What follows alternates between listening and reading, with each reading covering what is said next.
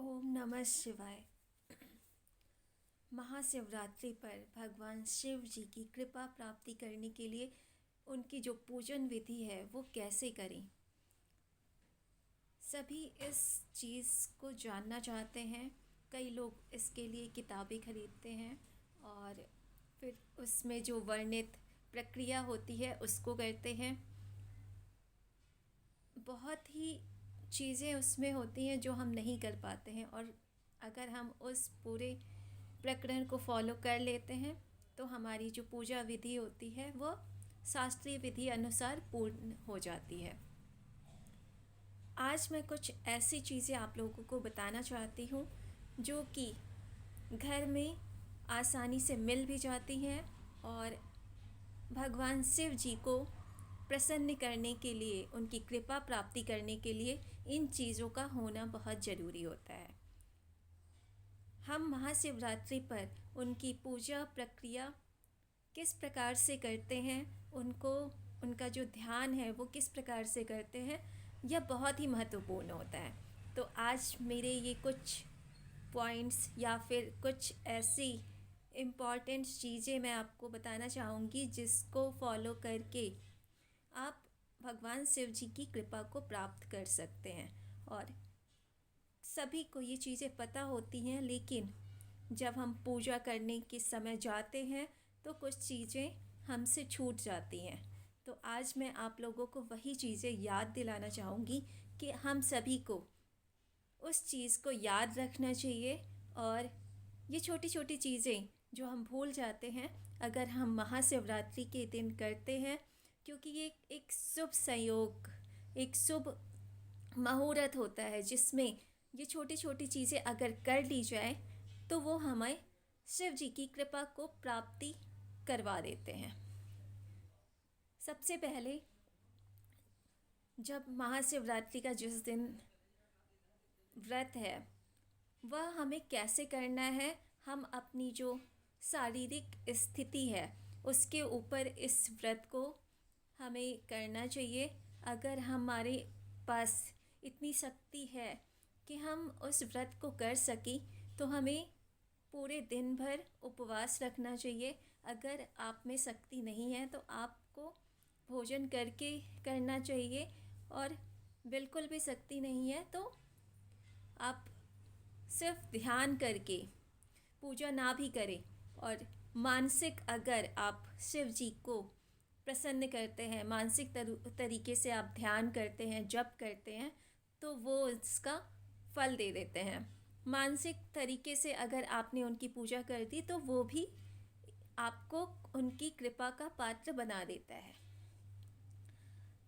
आज मैं आपको महाशिवरात्रि पर जो चीज़ें हमें करनी चाहिए उनके बारे में मैं आपको बताना चाहूँगी कि उस दिन सुबह उठकर, अगर हो सके तो ब्रह्म मुहूर्त में उठे और उठकर नित्य क्रिया से निवृत्त होकर, उसके बाद शुद्ध होकर पूरे घर को साफ करके सब कुछ, क्योंकि हम जो जो पूजा करते हैं वहाँ का जो स्थान होता है उससे पवित्र रखना हमारा कर्तव्य है। और पूजा जैसी चीज़ें जहाँ पर प्रक्रिया होती है तो वहाँ पर तो ऐसा माना जाता है कि जितनी ज़्यादा स्वच्छता रहेगी वहाँ पर ही भगवान का निवास होता है। तो पूरे घर को हमें जितना भी ज़्यादा हो सके स्वच्छता का ध्यान रखते हुए पूरे घर को साफ रखना है। इसके बाद पूरे घर में गंगा जल से छींटे डालनी है। हो सके तो अगर आपके पास गौमूत्र हो तो कुछ बूंदे उसमें डालकर पूरे घर में आपको छींटना है और शुद्ध करना है पूरे घर को। छिड़कने में आप बेल की पत्ती जो होती है उससे छिड़काव कीजिए, तो वह एक सकारात्मक ऊर्जा को बढ़ाएगा आपके घर में। इसके बाद फिर हम जहाँ पर हमें पूजा करनी है उस जगह पर हमें चौकी लगानी है। चौकी अगर आप चौकोर ले तो वो सबसे अच्छा होता है। अगर आपके पास चौकोर नहीं है तो आप रेक्टेंगल भी ले सकते हैं। चौकी ऐसी होनी चाहिए जो बिल्कुल समतल हो, जिसमें आवाज़ ना आए, मीन्स वो कुछ हिले, ऐसा ऐसी चौकी नहीं लेनी चाहिए। वो बिल्कुल प्लेन पर रखनी चाहिए कि वो गिरे नहीं। इसके बाद जो चौकी है उस पर आप सफ़ेद कपड़ा बिछाएं और सफ़ेद कपड़ा बिछाने के बाद उस पर अलंकार बनाना है। अगर आपके पास कुमकुम है तो कुमकुम से भी बना सकते हैं, और अगर आपके पास कुमकुम नहीं है तो चंदन लेकर चंदन से भी बना सकते हैं। अष्टदल हो सके तो अष्टदल बना दीजिए। और अष्टदल निरूपित करता है हमारे आठ जो दिशाएं होती हैं उनको निरूपित करता है। और अष्टदल बनाने के बाद उसके ऊपर आपको भगवान शिव जी का जो आपके पास अगर मूर्ति है शिव जी के परिवार की, तो उसको वहाँ पर प्रतिस्थापित कीजिए, या फिर आपके पास शिव जी के परिवार का जो चित्र है उसको वहाँ पर रख सकते हैं। और जो भी आपके पास शिवलिंग है उसको वहाँ पर प्रतिस्थापित करना है। शिवलिंग जो भी आप अगर वहाँ पर रखते हैं, कोशिश कीजिए कि आपकी जो उंगलियां हैं उसकी जो चारों उंगलियां हैं उससे उसके बराबर या उससे बड़ा शिवलिंग आप वहाँ पर रखें। अगर आपके पास नहीं है, क्योंकि माना जाता है कि 4 उंगली के बराबर या उससे बड़ा शिवलिंग उच्च कोटि का माना जाता है, तो उसको वहाँ पे प्रतिस्थापित कर सकते हैं। और उससे जो आधे मतलब 2 उंगली का है उसे मध्यम माना जाता है, और जो 2 उंगली से भी छोटा होता है उसे माना जाता है कि वो निम्न कोटि का शिवलिंग माना जाता है। तो जनरली जो हम लोग पूजा में लाते हैं वो 4 उंगली से बड़े शिवलिंग को पूजा में प्रयोग करना चाहिए। अगर आप पार्थिव शिवलिंग उस दिन बनाते हैं महाशिवरात्रि को, तो वो बहुत ही अच्छा माना जाता है। पार्थिव शिवलिंग बनाने की जो प्रक्रिया होती है उसमें अगर वर्ण आश्रम की बात करें तो जो वर्ण आश्रम से भी कर सकते हैं, और ऐसा माना जाता है कि अगर जो ब्राह्मण है वो सफ़ेद मिट्टी का यूज़ करे और क्षत्रिय लाल मिट्टी का, शूद्र पीली मिट्टी का, और वैश्य पीली मिट्टी का, और शूद्र अगर काली मिट्टी से शिवलिंग को बनाते हैं महाशिवरात्रि को और प्रतिस्थापित करते हैं तो उसका फल बहुत ही अच्छा मिलता है। जब हम शिवलिंग को वहाँ पर प्रतिस्थापित कर देते हैं उसके बाद हमें सबसे पहले आचमन करना चाहिए। तो आचमन करने से पहले अपने हाथों को पानी से शुद्ध कर ले, साफ़ कर ले, और उसके बाद हमें आचमन करना है। आपकी जितनी श्रद्धा है उसके अकॉर्डिंग कर सकते हैं, 1 बार भी आचमन कर सकते हैं और 3 बार भी आचमन कर सकते हैं। आचमन करने के बाद आपको चंदन लगाना है। चंदन में आपको भस्म का यूज़ करना है, क्योंकि भगवान शंकर जी को जो भस्म है वो बहुत ही प्रिय है। तो उस दिन हम त्रिपुंड का चंदन हमें लगाना चाहिए। और चंदन लगाने का भी विधान है, भस्म लेकर उसमें हल्का सा पानी मिलाकर, और जो आपका जो मस्तक है उसका जो मध्य का भाग है जहाँ पर अजना चक्र होता है वहाँ से लेकर आपकी जो आईब्रो है वहाँ तक का जो लंबाई होता है इतना बड़ा ही आपको त्रिपुंड लगाना चाहिए। तो सबका जो आईब्रो होता है या भौं होती है वो सबका जो है उसका जो आकार होता है, साइज़ होता है, सबका अलग अलग होता है। तो हमें जो त्रिपुंड का आकार रखना है, साइज़ रखना है, उसकी जो लंबाई है वो अपने इसी के बराबर रखनी चाहिए। इतना बड़ा, अगर ये मेरा इतना बड़ा है तो मुझे इतना बड़ा मध्य में त्रिपुंड लगाना चाहिए, तो उसका अपना फल होता है। त्रिपुंड खुद भी लगाएं और अपनी पूरे जो परिवार है उसमें सबको त्रिपुंड लगाना चाहिए। इसके बाद उस दिन आपको जो आप अगर रुद्राक्ष आप पहनते हैं तो बहुत ही अच्छी बात है, आपको रुद्राक्ष को शुद्ध कर लेना चाहिए। शुद्ध करने के लिए आपको रुद्राक्ष को गंगा जल के पानी से उसे धोना चाहिए, और हर 6 महीने पर आपको रुद्राक्ष को शुद्ध करना ही चाहिए, ऐसी मान्यता है। और अगर आप महाशिवरात्रि में अपने रुद्राक्ष को शुद्ध करेंगे तो उसकी अलग ही बात होती है। रुद्राक्ष को अपना शुद्ध करें और उसको धारण करें। अपने रुद्राक्ष को ध्यान से देखना भी चाहिए, क्योंकि जो रुद्राक्ष होता है ऐसा माना जाता है कि 6 प्रकार के रुद्राक्ष को धारण नहीं करने चाहिए। अगर उस रुद्राक्ष को जो कीड़े होते हैं उन्होंने खाया हुआ है तो उस रुद्राक्ष को नहीं धारण करना चाहिए। अगर रुद्राक्ष टूट गया है तो उसे धारण नहीं करना चाहिए। अगर जो रुद्राक्ष है उसमें जो जो धागा हम डालते हैं उसमें जो छेद होता है वो स्वयं निर्मित होना चाहिए, वो मनुष्य द्वारा निर्मित नहीं होना चाहिए। तो ऐसे रुद्राक्ष को भी धारण नहीं करना चाहिए। रुद्राक्ष का जो रंग होता है उस पर भी डिपेंड करता है, तो आपका जो भी वर्ण है उसके अनुसार रुद्राक्ष को धारण करना चाहिए। रुद्राक्ष जो है एकदम गोल होने चाहिए, सपाट होने चाहिए। टेढ़े मेढ़े रुद्राक्ष को धारण नहीं करना चाहिए।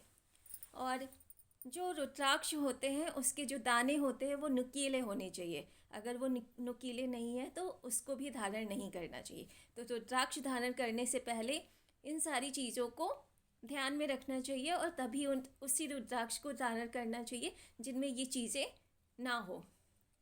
इसके बाद जब आप रुद्राक्ष धारण कर लेंगे, उसके बाद जो शिव जी की प्रतिमा या फिर शिव जी का जो फ़ोटो आपने रखा हुआ है उसकी पूजन विधि करनी चाहिए। उस पर जितने भी नैवेद्य आपने बनाए हैं और फल है वो सारा अर्पण करना चाहिए। कोशिश कीजिए कि उस दिन आप अपने हाथों से भगवान शिव जी के लिए कुछ ऐसा भोग बनाएं जो उन्हें अच्छा लगे, जो आपके हाथों का जो प्रेम है वो उन तक पहुंचा सके, जिससे आपको शिव जी की कृपा प्राप्त हो सके। तो अपने हाथों से बनाकर उनको प्रदान करना, उनको समर्पित करना, वो बहुत बड़ी चीज़ होती है। हम मार्केट से कितना भी कुछ भी उठा के ले आएँ, कुछ भी ख़रीद के ले आएँ, लेकिन उसमें वो प्रेम और वो समर्पण नहीं होता है जब आप खुद से बना के भगवान को समर्पित करते हैं। तो ये सारी चीज़ें देनी चाहिए, भगवान को समर्पित करनी चाहिए। इसके बाद हमें जो बेल की पत्तियाँ, भांग, धतूरा और आक, उसके जो फूल होते हैं उसकी माला बहुत पसंद होती है भगवान को, तो हमें उसकी माला बनाकर वो शिव जी को चढ़ानी चाहिए। भांग और धतूरा बहुत प्रसन्न होते हैं उससे, तो ये सारी चीज़ें चढ़ानी चाहिए। इसके बाद जो भगवान जी हैं उनको समी के जो पत्ते होते हैं वो भी उनको बहुत चढ़ाए जाते हैं, उनसे भगवान शिव जी की कृपा आती है। तो शमी का जो पत्ता है वो 108 या फिर आपके पास जितना भी अवेलेबल हो वो चढ़ाना चाहिए। और जो बेलपत्र हैं वो भी 108 चढ़ाने चाहिए। जब भी किसी भगवान को हम चढ़ाएं तो उनको चढ़ाते समय ये ध्यान रखना चाहिए कि जो उसका आगे का भाग है वो हमेशा भगवान की तरफ होना चाहिए, ना कि हमारी तरफ। अगर हम बेल का जो पत्ता चढ़ा रहे हैं उसको जो उसका आगे वाला पार्ट है उसको भगवान की तरफ डालना चाहिए और जो पीछे वाला है वो हमारी तरफ रहे। ऐसे ही पुष्प में भी करना चाहिए। जब भी हम उन्हें चढ़ाएं तो जो उसका पुष्प का आगे वाला भाग है वो भगवान की तरफ जाना चाहिए। तो ये सारी चीज़ें चढ़ानी चाहिए। और जो भी आप भोग समर्पित करना चाहते हैं आप उन सबको समर्पित कर सकते हैं। इसके बाद भगवान जी की ये सारी चीज़ें समर्पित करने के बाद उपवस्त्र वगैरह समर्पित करना चाहिए, जनेऊ उनको समर्पित करना चाहिए, पान, सुपारी, लौंग, ये सारी चीज़ें समर्पित करनी चाहिए और जनेऊ समर्पित करना चाहिए। जब ये सारी चीज़ें जो आप उनके लिए लेकर आए हैं वो सारी चीज़ें आपने समर्पित कर दी है, उसके बाद जो शिवलिंग है उसका आपको अभिषेक करना चाहिए। वो बहुत ही ज़रूरी है। कई लोग अभिषेक करना ही भूल जाते हैं, तो रुद्राभिषेक ज़रूर करना चाहिए। 5 चीज़ें आपको उस रुद्राभिषेक में ज़रूर से डालनी चाहिए सबसे पहले हो गया शुद्ध जल। शुद्ध जल और उसमें गंगा जी का जल मिला हुआ होना चाहिए।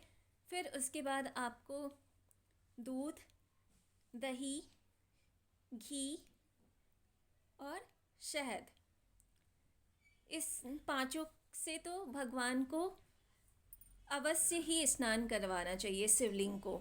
और इससे स्नान करवाने के बाद उनका जो रुद्राभिषेक है, ये 5 चीज़ें तो उससे करवानी ही चाहिए। उसके बाद आपके पास और भी चीज़ें हैं, जैसे हम शर्करा, गन्ने का जूस जो होता है, गन्ने का रस, उससे गुड़ और जो भी आपके पास अवेलेबल है उन सब से भगवान का जो शिवलिंग है उनको उससे स्नान करवाना चाहिए। और स्नान करवाने के बाद फिर शुद्ध जल से उनको पूरी तरह से अच्छी तरह से साफ़ करना चाहिए। साफ़ करके स्नान करवा के उसके बाद उन जो भी जल वाला पात्र है उसको हटाकर फिर नए पात्र में उनको रख कर उसमें फिर आपको त्रिपुंड का चंदन लगाना चाहिए शिवलिंग पर।